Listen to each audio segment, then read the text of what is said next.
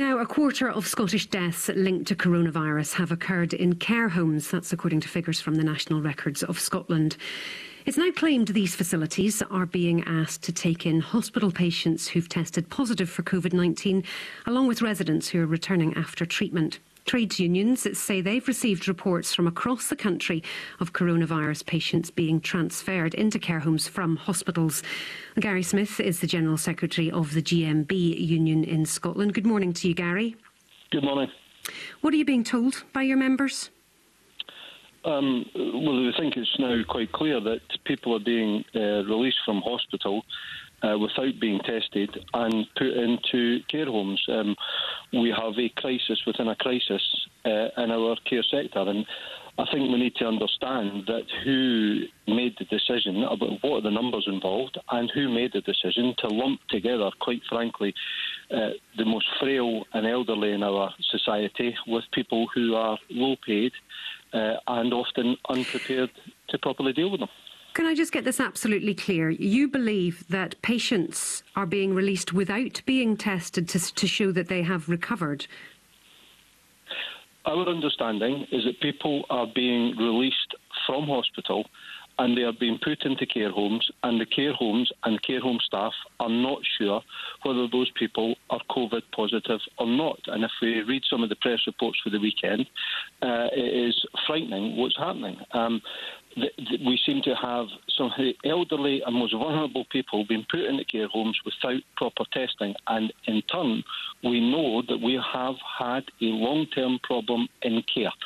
The Scottish Government has identified in their Fair Work report that there was long-term problems within care, and over a month ago I wrote to the First Minister saying we need a national care plan. We are lumping together elderly, frail people without knowing whether they're COVID positive with workers in care who are often unequipped and untrained to deal with these situations or this situation. I'm interested to know, though, how you know that they haven't been tested, because presumably it's not that much of a change in policy to move people from a hospital setting if they're recovering into a care home setting. It's the way that hospitals have worked for years to prevent so-called bed blocking. Well, I think you need to ask the Scottish Government exactly what's happening. How many people have been transferred from hospitals into care homes without being tested? And when we've been transferring the elderly into care homes, and I would urge your listeners to read the reports for the press at the weekend, what provision is being put in place within care homes to ensure that they are equipped and the staff are equipped to deal with these elderly people? The truth is, there is a crisis within a crisis in care. Elderly people are being failed, and so are ordinary low-paid workers within the care sector. Well, I was just about to ask, what are your members saying about this? Well, our surveys of our members tell us that there is a huge physical toll on care workers. Care workers are being made sick as a result of this crisis, and there is a huge psychological damage being done to care workers as well.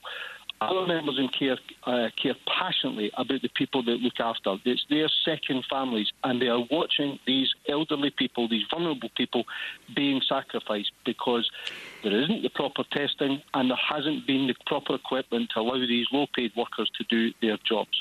What is the situation now with PPE resources within care homes? Are you satisfied that there is enough for your members? PPE, the situation with PPE is improving, but let's be clear, 1,000 people have died. Low-paid workers in care have been injured, they have been hurt and made sick as a result of the fact that they were not properly prepared for this crisis. And I wrote to the First Minister before lockdown saying we needed a national plan for care because this has been entirely predictable. So I take it just from your response to the questions that there was no discussion with the unions prior to anyone's release from hospital into a care home about this policy?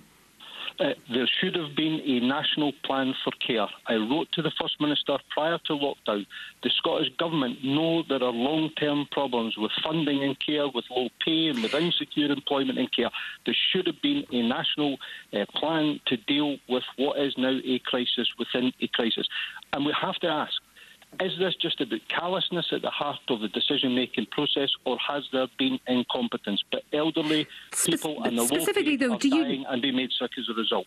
Do you know how many patients have been released from hospital who are who perhaps have COVID or who are recovering from COVID? Do you know how many have been moved into care homes? No, that is a question for government. But we understand from press reports at the weekend, we have had whole wings of care homes converted to deal with patients coming from hospital, and it was acknowledged and accepted that many of those would have had COVID symptoms. Why is there not a programme of testing, and why was there not a national plan for care? We knew there was a long-term issues in care, and we could have been better planning for this crisis. So what are you advising your members to do? Are you suggesting that they should refuse to work in these isolation units if they're unhappy with the conditions?